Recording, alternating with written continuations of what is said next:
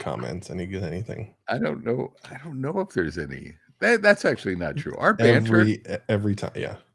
is pretty, and it's emergent. It is definitely not planned. It is not planned at all. I forget who I was talking to. Or I've done like a webinars and stuff, and people want to plan. Some people are really into planning, which is cool. I mean, Corey is like probably an Olympic class planner from my point of view when it comes to like content. Yeah. But there's other people that want to plan and things like that. And they're like, is there anything you want to do? Or give me your feedback. I'm like, I'm just here for the ride. Yeah. You know, baby cakes. Let's just go. I had to throw the eye roll. You're so easily triggered, Josh. Well, there's like a handful of things that bother me. One of them is the babe, and then you decided to double down with baby cakes. Exactly. Oh, that really doesn't. You don't do well with that, do you? No. It's like what? Well, what it's just, to me, it's a door that I can't let you crack open. Because if there's a crack, then you like. I'm gonna walk. Yeah. You know me. It's like the Kool-Aid man, right? You come bursting through that wall. Absolutely. Yeah. You gotta. But you just eye roll. What else? We should have a Metacast about your pet peeves about Bob. Wait a minute. Hold on. What did I just find? What? I can switch. I thought I could shrink your side. Well, you have shrunk my side before. I would never do that. There, just like that. Yeah. Never. You can take no pride in that, Josh. You know what though? You can shrink me, but I'm still going to outvalue you in the Metacast. Ooh, wow. Ooh, yeah. Ooh, boom. Challenge accepted. Are you ready to go? Let me get the questions up. I mean, I want to make sure you get your water. You get your drink. I'm hydrated. Wow, look at you. What's the little watermelon something? Yes. I tossed them around. I could have had cherry, Mongolian cherry, not just cherry, right? Or some weird cherry. I could have had blueberries. South of France, blueberries. Oh, right. You know, another thing that triggers you is the French, like the de and the toi. See, it does. It just. Yeah. What else triggers you? What other? Just me showing up triggers you, probably. There's the babe is the top of the list. It is. You really struggle with that. Yeah. The French stuff, because it feels so forced. It's so. But it's so bad. It's so bad. It is. I'm not going to fight you on that. I know. You know what it is for me? It's like dad humor. The other thing is when you roll your eyes and stuff, that's like throwing chum into the ocean for me. Right? Because it's like, it's like dad, with my kids. If I figure out there's a weak point in their armor. I know. Right? I'm the same way. I mean, out of love, I'm going to leverage the crap out of that. Yeah. It's just it's what dads do. Let's get into these. Let me get these questions out. So do you want to tee up? The last time we did this, and I tried to dive right in, and you throttled me, and you wanted to do some entry. I just wanted to explain to our listeners what was going on. I actually read something that kind of struck me, because we don't do a good job with this. You never know who's going to have their first episode with this episode. So how do they know what we do, who we are? Oh my goodness. Do we need some sort of mini intro? Like, we used to do that, but you don't want to be overbearing. But then you beat me up and said, "Oh, we don't want to do that," or we got feedback, right? And we pivoted. Well, we got feedback because we introduced ourselves like 3 times in each episode. So that's true. Yeah, like one is probably enough. Oh, that's right. We would do it. Yeah.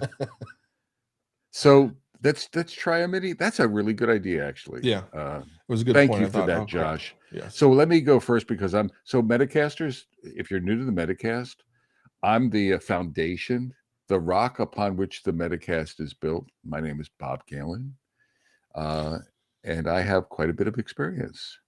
And I've been doing it for 13 years with a wonderful friend and colleague of mine, who I've taken under my wing, um, to grow.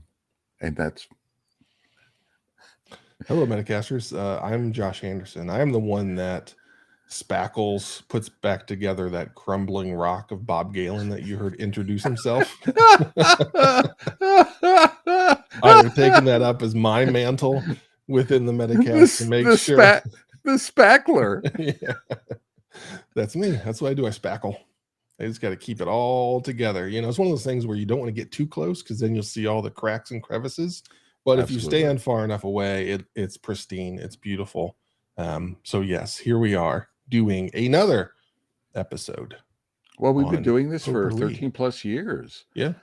So there's a lot of content here, and in all seriousness, it's a labor of love for me and Yeah. an opportunity to hang out with Josh. Yeah, exactly. So it's all things agile. Yep. Some are tightly coupled to agile. Today is going to be more tactical, and sometimes we get strategic, or we talk about more esoteric things like leadership dynamics and stuff. Yes. We do have a tendency to philosophize. Yep. If So what that's is the thing you like. today? Today is a Ask Me Anything format, Josh. I think. Are we doing that? Well, I mean, we have existing questions for our potpourri that we're going to start things off with. But as always, wait, hold it, Josh. My network broke. What did you just say? For our what? Potpourri. Potpourri. It's a. You enjoy that way too much. I do. It's everyone. So Metacasters, this is potpourri. Ask Me Anything, or a potpourri of tactical content, and this is, dare I say it, part trois. Let me tee up a question, Josh. Cut to the chase. Okay. These are from Marcus W., who's a coach in Germany, who I've met virtually, but it's kind of cool. He has 4 questions, and first one: how do agilize non-software related industries? So some thoughts around agilification of non-software. That sounded almost painful. It's like every 10 years you get agilified. Whether you like it or not. Yes, you have to go in to get agilified. Yeah. Once again. Okay, so from my perspective, it's no different. As I've expanded my roles and responsibilities across companies, jumped in to help various companies in different situations, the problems are all the same. There's a real world challenge in having a collection of people work really, really well together. And surprise, surprise, the models that we like to use, Bob and I both prefer Scrum. That works for any kind of work. And we've not had any issues rolling it out to any department, any approach. So that from my perspective, everything you do, just do more of it. And it's what you're good at. So why would you try something different? I think that's where a lot of coaches get in trouble, is they perceive that it could be different. So they feel like they have to go get a whole new set of tools and bring that into this new thing. So now you're dealing with this new thing with a new set of tools, and you've doubled the challenge. Stick with what you're good at and bring that, and then adjust. I'm going to disagree a little bit, and I'll see how you respond. And I'm disagreeing with Scrum. I don't think Scrum is as general purpose as we'd like it to be. So I think if you replace Scrum with Kanban and lean thinking and flow-based thinking and efficiency, which can be part and is part of Scrum, but I think sometimes the Scrum guide and the Scrum terminology gets in the way, or it becomes a straitjacket outside of software, even in software. So I would say, if you have a lean mindset and you're focusing on flow and value, and Kanban is really good for that, then that can work almost anywhere. Like, I think of a hospital. My wife and I went to an emergency room. Oh my God, there's a system where flow, which is not flowing very well, and they could use a dose of lean thinking and value streaming and I think there's a lot of places like that, customer service organizations, companies, silos in companies that could use more lean thinking. So that was only I'm sort of leaning away from Scrum as being its general purpose. Josh, what do you think? Scrum is the basis of how I operate with everything. When I talk about treating anything and everything like a product, it is based on Scrum. And I use that. So much of the foundation is built on the backlog and having a healthy backlog of work. Now, there are situations, like you mentioned, where it's impossible to expect that you're going to have a backlog that's 6 sprints long, given the amount of uncontrollable income of issues that just happen. And there's nothing you can do about it because it's, Right, customer support, whatever it might be. It's things like that. So the foundation is always Scrum, but then you have to understand what's appropriate for that business case. But the right, fundamentals are always what I start with. And again, it ties back to lowercase a agile, where you just react and respond, but you have a home base. You walk in with that home base, and then you read and react to what's going on and the right. differences that each and every group, department, team has. But again, I'm gonna disagree a little. So Scrum is good for plan based work, date driven work, sort of plan work. I'm building a house. But in the emergency room, it's more flow based, it's more customer driven, etc. So, Scrum, I mean, bringing Scrum into an emergency room to try to optimize it, or even into a hospital, would probably be a challenge. So I think there's the level of work. That's the type of work, not level of work, but Yeah. the type of work you're doing matters. But I think agile works in any industry. It's just be wise and prudent in how you select or recognize what you're doing. You Yeah, I good? Go ahead. I agree that it's not always right, but I think there are large portions of a hospital that could operate in that manner. Like billing is a perfect thing, right? There's again, Damn there's you, all kinds Josh of Anderson. flavors. Yeah, Yeah, there's yeah. it's again, it's you have to find what's right. But I start with, and I'm not saying anybody else has to, but that's what I do is I walk in with Scrum, and then I say, oh, we should not do that because of X, Y, and Z. But But that's that's how I your start things. Yeah, but that's your technology yeah, context coming yep, through. yep. Okay. All right, so we have a That question in chat since we talked about AMA, and oh, okay. this is something that came up yesterday in a free webinar that I hosted. Why weren't you there? If you're listening to this, tell me why you weren't there for this free webinar on Exactly. transforming your culture, regardless of your role in a company.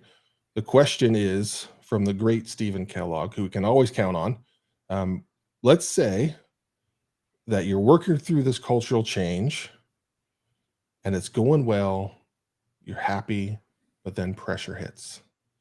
And people say, like, gosh, maybe we shouldn't be going through this rough sea of agile transformation. Maybe we should just go back to what we know we're good at and do that until this happens, until we ship or release or we do whatever. Bob, what's your view on that? So I think the first thing that comes to my mind is to normalize it. It's normal for that to happen. Any change. It's not just agile, it's not just culture change. If I'm trying to change my stripes as a dad, if I'm trying to cut down on my dad humor, Why would you do that? well, I don't know. But if I'm trying to become a better dad, uh, and if I'm out at a mall and there's pressure, and my kids are going, I'm reverting back. I'm thinking about my kids when they were younger.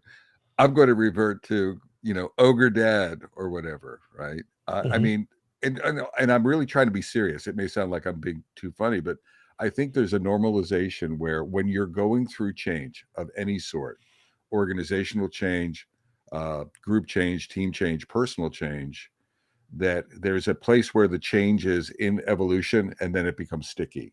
It becomes your new status quo. And until it becomes your new status quo, meaning under pressure, I maintain the new status quo, then you have this probability or you have this possibility to revert. And it's normal, right? And I think you need to recognize it. Now, as a coach, I the second thought I had was as a coach, I don't know if there are no silver bullets in my mind. There's no inoculation for that. That's normal. What we can do as coaches is put a mirror up and show that to the system, show that to the person that it happened, and show it earlier so they have recognition to say, oh, you know what, I need to stop that. Right, I've reverted to my comfort zone, or I've reverted to this and I need to not do that. Now the other part of that new status quo is finding the value. Like what keeps you there is saying it's the right place no matter what. Like you and I will never, I'm guessing, but you and I would not revert under pressure. Right. Right. I'm not going to throw Agile out in the garbage. You can you could actually threaten to fire me, and I'm not going to throw my Agile principles out the Mhm. door. I mean, I don't want to be fired, but you can't pressure me. Now it took me, look at me, it took me 800 years to get to that place. But, but you have to navigate that. So I don't know if you have any other reactions, but that's two thoughts I immediately had. Yeah, your first point aligns pretty closely with the approach that I take, in that there's never a perfect time for you to take on a transformation of this size. It just doesn't exist. So I spend time educating, just like Bob does, and showing them that there's, name a time in the past 5 years where things were, slow enough that you could set aside however many months to take this on. And there isn't, and there won't be, and it's only going to get harder. That's the other point that I bring in, is that it's only going to get harder the longer we wait. We're going to get more customers, there'll be more pressure, right? Because our success is going to make it harder and harder to keep up. So let's do this now rather than wait. The teams are going to grow, the company's going to grow, all of these things are going to happen, which are fantastic, but it creates challenges for a transformation of that size. So let's not wait. Let's realize the difficulty that we're in. We have to be steely eyed and just stare Yep. it down and accept it and move forward. Yep. I don't know what else to say about that. I mean, now I will say in Agile, we are in the middle as Agile coaches, as Agilists, we're in the middle of freaking like there's a level 5 hurricane that we're in the middle of called organizational change with Agile accoutrements. Did you like that with That's, accoutrement? there's more Yeah, French, right? it is more French. Yeah. It's part 12, baby. Oh, geez. So so so I think maybe a serious point is just really become, I guess, comfortable with the uncomfortable, Yeah. comfortable that we're in a changing system. And that's hard for a lot of people. A lot of people want to control things, Hmm. right? Want to plan things, and it even if someone tries to change me and says, put pressure on me, or whatever, they're giving me non-agile pressure. Realizing that doesn't make them a bad human being. Hmm. It just means they're looking at the world. Now, I'm not aligned with them, so but they're not inherently evil, right? And I just need to find a place where I can find that ecosystem or change into that ecosystem. Yeah. The last thing for me is, it feels a little bit cornballish, but I've heard people say the only constant is change. And, it's accurate. I don't like the saying, but it's accurate. And it's hard to introduce that concept at times with a saying like that, because people react like I do and they roll their eyes. But that is one of the things that, to Bob's point, our role is to continually improve and change, and you're never done. So this is just the life that we live, which is why Bob and I kind of look at that situation and say, "Yep, that's normal," and you just have to push through, because that's what you're doing. I mean, I want to say it's very challenging. So there are people that have written books about this. Like there's entire disciplines, organizational development in HR systems, change agents. It's not just an agile thing. There are the university degrees. There are books. John Cotter has written a series of books talking about navigating through change and how difficult. And he's not just doing it for revenue. He's providing navigating organizations, groups, teams, small size, large size, through any change. Like a reorg is a change. It's not just Mhm. agile, right? Moving office building. I moved offices once, and it was eye contact. We moved from one office to another. Oh my God.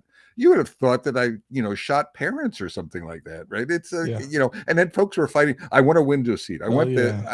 I mean, it's like change is incredibly difficult. Agile really exacerbates it. It's a culture change. It's a work change. It's a style change, etc. I'm not looking for sympathy. That's the business we're in, Mhm. right? That's the business we're in. And when someone says agile, that's part and parcel of what you're diving into. Let's go. Let me get another question here. Oh, I like this one. How to recruit how to recruit agile experts. I don't know. I mean, how would I recruit Bob? No, no, don't talk about me. I would post a lot of social media pictures of potato heads.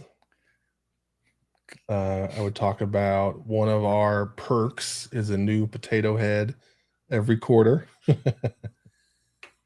No, to me, it's no different than some of the things that we talk about. You have to model the behavior. A real expert is going to sniff out a fake very quickly. So you just have to be agile, and good agile people want to be around other good agile people. It's one of those things where in our industry right now, there's a lot of folks that have agile coach and scrum master and agile whatever title that you want to have that are out there. Yep. And unfortunately, more often than not, it's a label that isn't backed by being a practitioner. So, really good practitioners like to be around really good practitioners because they know they're going to learn Yep. and they're going to grow, and it's going to be just a healthy move for them. So, just exemplify the type of person that you want to hire. And you can't just like do it in your own office and not tell anybody, but you're going to have to get public. You're going to have to post on social media. You're going to have to get engaged in whatever groups you like to chat in. That's otherwise you might be doing the awesomest job, but no one knows it. So you're going to have to put yourself out there, which I know makes some folks uncomfortable. But you know what? I'm working on a blog post for all of us agile coaches out there that might be uncomfortable with putting themselves No. out there in social media. Yeah, and Bob, it's a blog post. I'm actually writing a blog post, which Oh my God. I know. Yep. Oh my God. I'm getting excited Oh, for sorry, I got to you. do that for you. Yeah, Yeah. yeah. Real quickly, and you missed an opportunity. I'm Oh, incredibly dang. disappointed.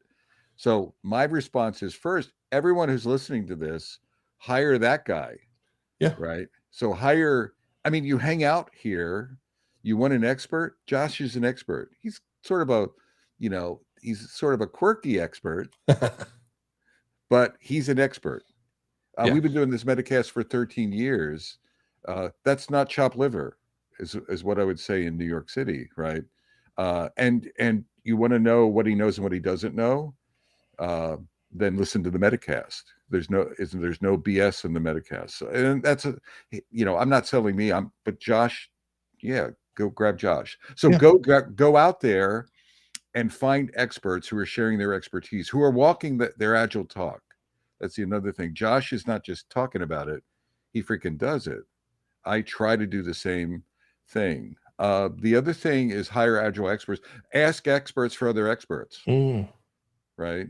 So go talk. If you have an expert locally, go and ask them who would you recommend. Ask a coach who is their coach, and go get that that's coach. good. Yeah, Right? Go get that coach. Now another thing, be willing to not be cheap. There's too yeah, much cheaper, right? So you're going to have to pay for that expertise, but it's worth it. I think the road to hell is paved with people who are nickel. There's a billion agile coaches in the world, and it's growing exponentially. They're not really agile coaches. They're not bad people. They just don't know. They don't know what they don't know, and they think there's an easy road to it with letters after their name and things like that. So you have to be willing to pay for the expertise as well. So don't be cheap about it, and then partner with them. They're not going to solve everything for you. They're going to actually a good agile expert is going to challenge the bejeepers out of you as an organization. If you don't want to be challenged in positive ways, then go then go for Yeah. a non-expert. But if you want to really, if you want to grow, if you want to create a kick-ass agile organization, if you want to be walking the talk and reaping the benefits of agility, then you have to pay for that, and you have to pay for it in some sweat equity on your own.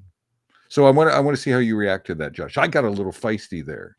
I agree. Uh, I mean, your best option is you go to Google, you type in kazi.io, hit enter, and then there's plenty of options to get in touch with me. So you can do that. But Bob's right, and as usual, he has that additional layer of, this is not easy, simple stuff. If it was, you'd already be there and you'd be done.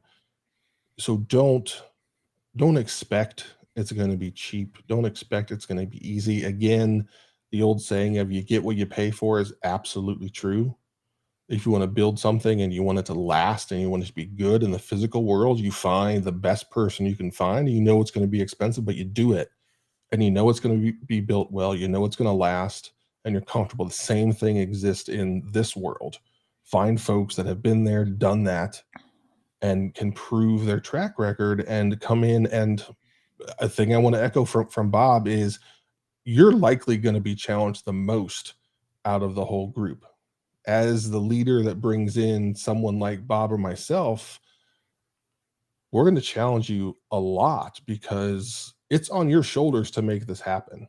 So you're going to have to make some fundamental changes in how you're operating for that to actually become a reality. So don't think that we're going to come in, you're going to be able to sit in your office and we're going to report back every 2 weeks and say like, hey, the team's better, the team's better, the team's better. Yes, that's going to happen, but there's going to be a ton of work that you have to do as well. yep. Cool. Next question. I like that question from Marcus. Thank you, Marcus. Third, what are your best practices for remote working after 1.5 years of COVID? We talked a little bit about this in the last one, Josh. So I want to make it like a lightning talk. So if you had like a top 1, 2, 3 piece of advice for remote stuff, what would it be? One of the things that always kind of made me uncomfortable back when being in office was the norm, was how it felt like so many scrum masters tried to make stand-ups different or more exciting or a different retrospective style, and like that just is like it felt completely unnecessary to me. Like just do it well, and people are going to recognize the value and they're going to be happy because things are growing. And while maybe that was uh, a a closed view of mine, it's 100% wrong in this world because being on a camera with a group of people is oddly tiring because you're on at all times, and not allowing a routine to become a routine, right? You're going to have to change things. You cannot rely on what always worked is going to keep working for the next 5 years. You're going to have to get comfortable changing things up. And then the other thing you have to do, you have to get people physically together. There's so much value that comes out of it. Yes, you're remote on a day-to-day basis, but invest in getting those groups of people together because that will change things drastically. Cool. My response, and Josh, I'm going to wow you. I'm going to blow the top of your head off because I'm going to be succinct. I'll believe it when I hear it. 1, cameras on. 2, suck it up. Collaborate as a team. Stop whining about time zones. Collaborate as a team. Drop the mic. Ooh, there, we just heard the mic hit the floor. Cool. You have any reactions to that before we move on? No, I mean, that's it. It is one of those things of it's not easy. So you're going to have to stick to your guns and push through it. Absolutely. Fourth question. Mm-hmm. And I'm not, we can take this. It's not clear to me. I think it's references, but the question is best sources for agile and servant leadership. You're listening to it. Oh, you're on fire, my friend. You boom. We are. Oh, I can't. I can't even. Yeah, mic dropped again. I would is that I would say, um, don't lean into agile, lean into lean, lean Mm, into things like servant leadership. Robert Greenfield, I think, is he wrote about he was a CEO of not AT&T, a pre AT&T company in the 60s, and one of he the created bells. yeah, and he created well, he was talking about servant leadership. There's a book called an old book called the 5 Minute Manager or something like that. I forget the guy who did it. Let me see. I might have a note to myself about it. I don't have the author or Peter Sengi's work. Peter Senge talks about, and he's been writing about it. He's a professor at MIT. He talks about the fifth discipline, which is creating learning organizations. So, what I would say, if you want to find out about agile and servant leadership, go before agile would be something. There's work around that really it supersedes agile. It's an overlap of agile. I bought the 5 minute. Is it Blanchard? Ah, thank you, David. I was thinking it was Ken Blanchard. I've read that book and I don't have a copy because I've left every copy. I probably bought it 4 times and I've left them in airplanes. For some reason, that book got sucked into the seats of airplanes and I just left it behind. Uh, but I've read that multiple times, and what I like about it is it's just the challenge it makes, the reminder it makes for good leadership. I think good leadership is a prerequisite for agile, but it has nothing to do with agile. Oh, it's the 1 minute manager. Thank you, David. Absolutely. So it's even more aggressive. But it's a great, and I think the original published date was like in the 80s or something like that, in the early 80s. So that would be While so I wasn't joking when I said that you're here for it. What I've been mulling around in my brain over the past couple of weeks is so much of my mission historically has been around making great software teams that build great products. yeah. And I checked that box off and I did that. So what's that next big thing for me? And I just want to make leadership, good leadership, more ubiquitous. Unfortunately, there's not enough great, strong leaders. And it's now part of my mission to flip that around. The norm should be good leaders. Unfortunately, the norm is not good leaders. And I think we have the opportunity and the platform to actually turn that around. So that's where I'm really going to be focusing a significant amount of my effort going forward is just flipping that around. Man, amen, Gunga Din. And you use the word ubiquitous. I did. You squeezed it, and I resisted the urge to bust your chops. I'm proud of until the end. I let you finish. I let you finish I know that was very kind of you. your ubiquity before I interrupted you. I love the answer, Josh. You know, you said something about yourself, and I was going to make a smart comment about if something's running around your brain. Gosh, that's a serious thought because It's a there's serious, marathon. yeah, because there's serious room up there, and I did make the comment, but you, if anyone knows Josh, Josh is a great role model for leaders, and he reflects a lot on it's not just what you read, it's not just the classes that you take. Are you a serious thinker and student and constantly refining your thoughts around leadership and agile and performance and results? Because it requires, there are no recipes, right? The minute you start following a recipe, there's some kind of change. And are you reflecting yourself? And I mean, I'm running your flag up the pole. I guess I shouldn't, but you do this, and I've noticed that you do that.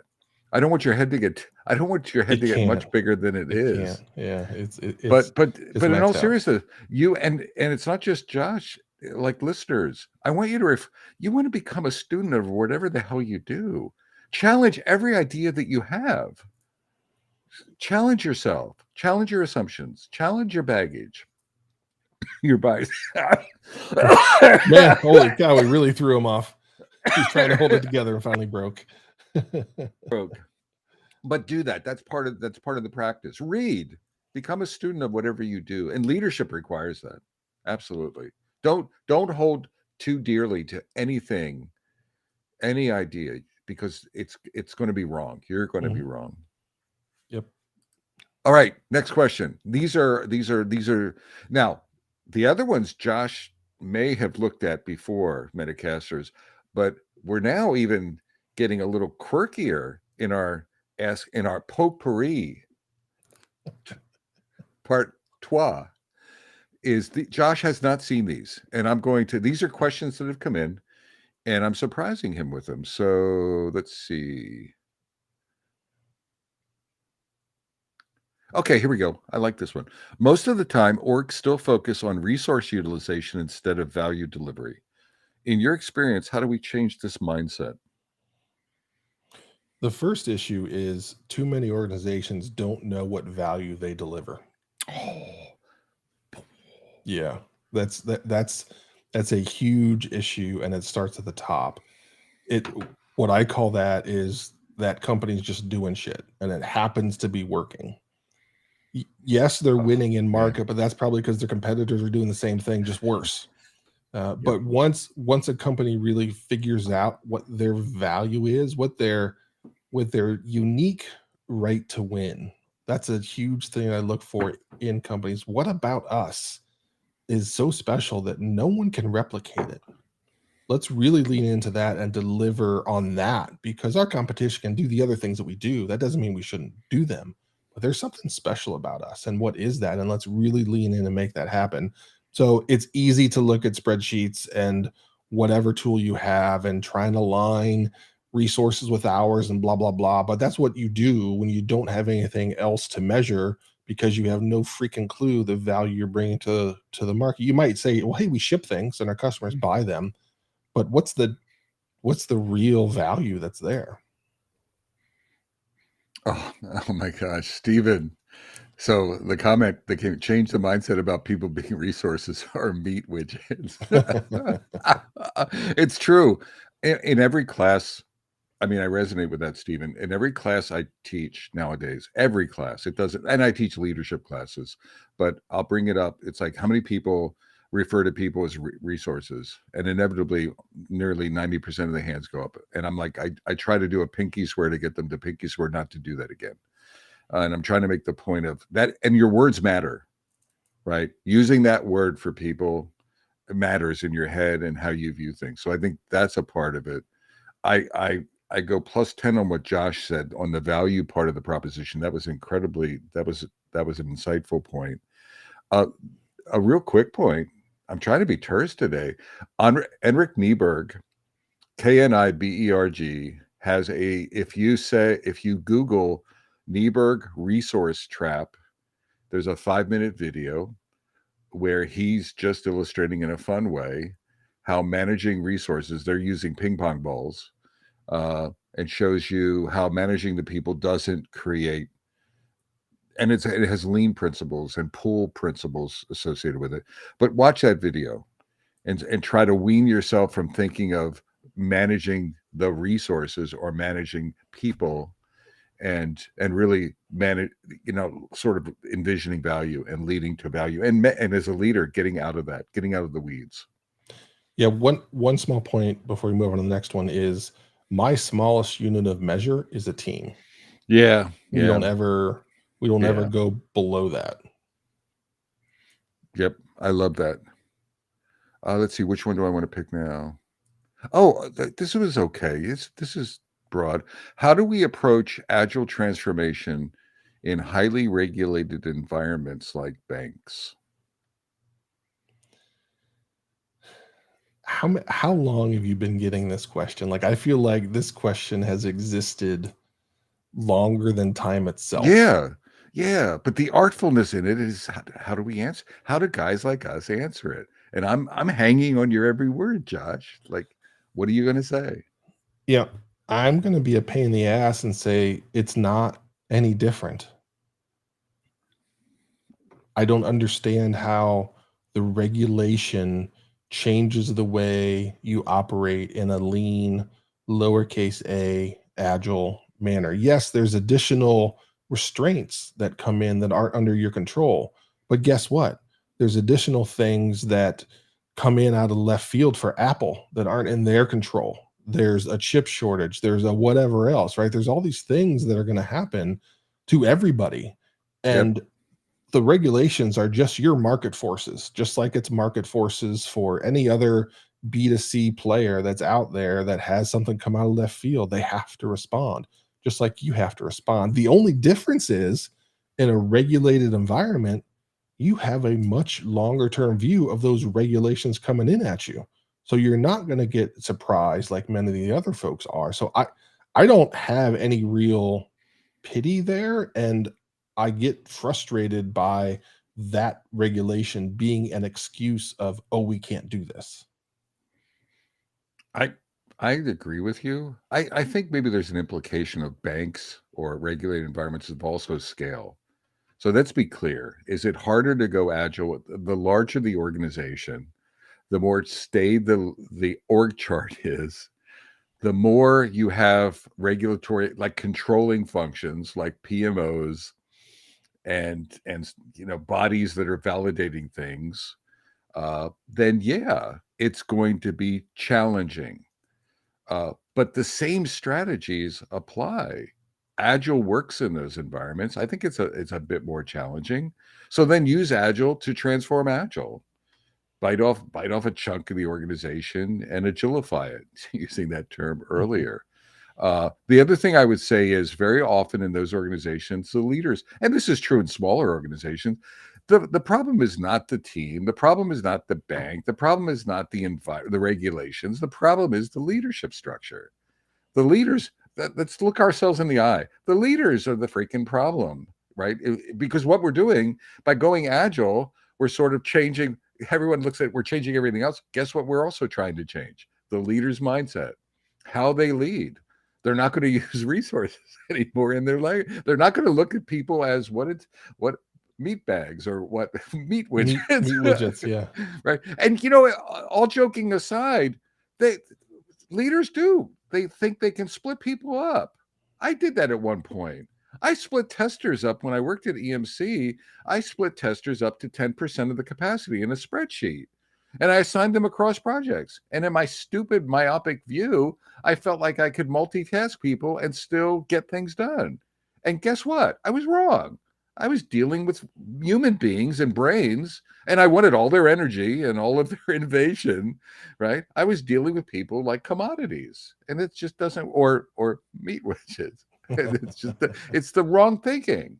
So in those environments, there's a lot of leadership shifting that has to go on, and there's not a lot of intent to change them. Or there's a lot of, you talk about team resistance. There's a lot of resistance at a leadership level to resist themselves being changed. Our budgeting process can't change. BS. Mhm. You're going to have to. Oh, we can't modify our regulations. Make us do what we do. We can't change the regulations. No, of course you can.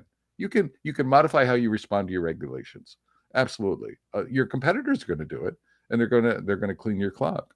Yeah, I was talking to somebody that was working at a bank or is working at a bank earlier this week, and she leads agile coaching in the risk department of the bank. So you think about trying to induce change inside of a department that's responsible for de-risking anything, they are inherently not going to be willing to take chances on change. So, but she's doing good and she's making progress. So it can be done. It might not be that light switch that you flip on. To Bob's point, it's harder and it will take a bit more effort, but the value's still there. Absolutely. Next question, Josh. Some Last of the one, last one, last one. Oh, is this the last one? Yeah, Let me see. All right, make it this is. good. I want to make it. I want to make it a stumper for you. So let me Oh, hold on. I'm out of the questions. Okay. it's not a stumper, but some of the activities in your experience to bring business and IT teams together. So this is an IT. These questions come from a not a software development or a product development organization, but more of an large IT organization in a bank. Imagine that. So how do you bring business and IT teams together? What are some activities? The first thing you have to do is stop referring to them as the business. Ooh, Yeah, oh my, that's a huge issue. A huge issue. Josh, Yeah. you're on fire today. Oh You know that? yeah. Oh yeah. Yeah. Yeah, Yeah. It's the hat. yeah, Um, and what I mean when I say that is you create a silo when you say things like that, and it's like, oh, that's not my responsibility. That's the business's problem. Well, what aren't we all in the same company? Like, aren't we yep, all trying to do the same thing? So yep, that's step number one. And there's always legacy stuff behind that. And like, oh, that's a business decision. Well, we're part of the freaking business. But what you have to do is you have to take on that product mindset to think about the outcomes and begin looping everybody into the value that we're creating for our customers. Maybe they're internal, it doesn't matter if they're internal or external. But that's the issue is that so often we just lose sight of what we're doing and we just worry about our little piece. But the last thing I'm going to do with that is I make sure we actually define what product means for us. And product is that experience, the full experience that a customer has when they're using whatever we've created as a business together. And it's yep, not just, well, I did my part and I made the button blue, like that. yep, Okay, cool. What does that really matter? So you have to work across the organization. There's a ton of effort that goes into making that happen because you are, to Bob's point, as he said a couple times, changing the way the whole system works. yep. I love the way you, because one, it's not the way I'm coming at it. But I agree with everything you said. Where my brain goes is, and it's going to sound odd perhaps, but collaborative planning and collaborative delivery. Mm-hmm.